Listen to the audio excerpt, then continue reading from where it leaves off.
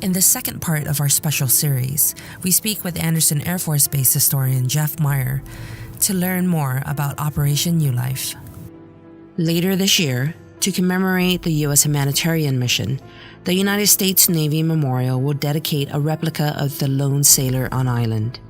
The statue, one of less than 20 in the nation and only the second outside the continental U.S., is a tribute to those in sea services. The statue will symbolize the lasting relationship the Vietnamese-American community has with the island, her people, and the military services who provided them with care and administrative assistance. In this special 3-part series, we will feature episodes about Operation New Life.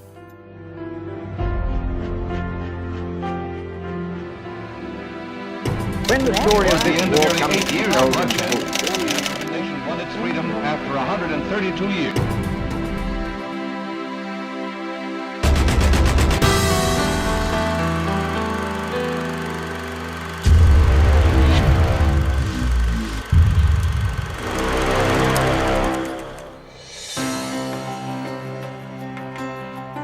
So in the 1970s, we had the fall of Saigon, Yes.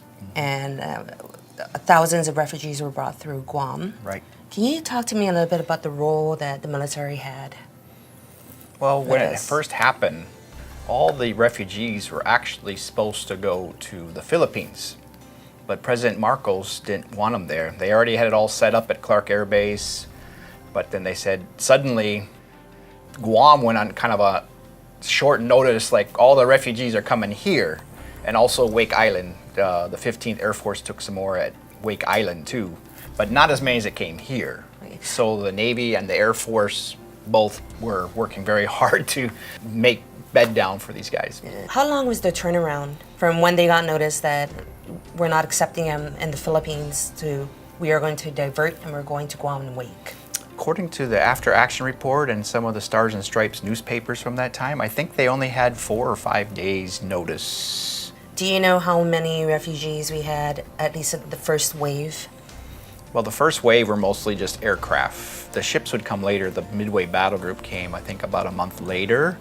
But the first initial wave on 23 April 1975, it was a 747 that came in here loaded to the brim with refugees, yes. So I know that thousands of refugees were processed through here. Do you know exactly how many, and why was Guam chosen as the area to process them? Over 112,000 arrived either on commercial airlines or military cargo planes or U.S. Navy and some actually civilian cargo ships. Over 109,000 of them were processed right here at Andersen Air Force Base to go out. I guess because Guam is a U.S. territory, it was a safe place where they can go and we can go through and do their paperwork and make sure they're clear to go all the way back to the United States. Naval Base Guam had a huge tent city built on Aroti Point on the airfield there. I think they could hold up to 50,000 refugees there. I think they got up to a max of 35,000 at one time.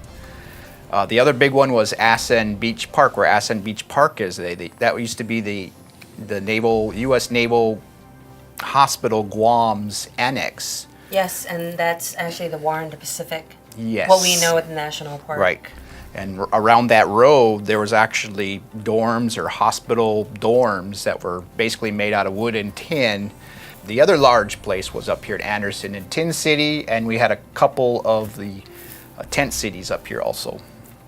And I know that there were probably, a total of 12 sites where we Yes. housed the refugees. Yes, actually some companies actually helped out and had little camps and stuff inside their areas. So there was actually 12 areas overall. This is the location of Tin City, and this is where we built corrugated steel buildings for the maintainers during Arc Light and Linebacker 2 operations. So when the refugees came here, they were converted to hold all the refugees. In fact, this is the last, probably the remnant of Tin City, was these stairs that head up now to the new USO and the top of the rock here.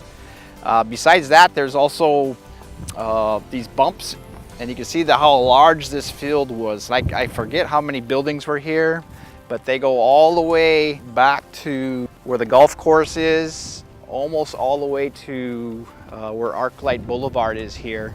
So we talked about April, that's when they started coming. Right. Right? And it may have only been a few months, but it was such a significant event. Mm-hmm. When did the operation, I guess, conclude?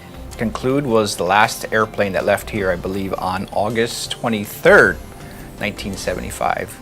And it's in our paper showing the last person getting on the aircraft and everybody saying goodbye to her.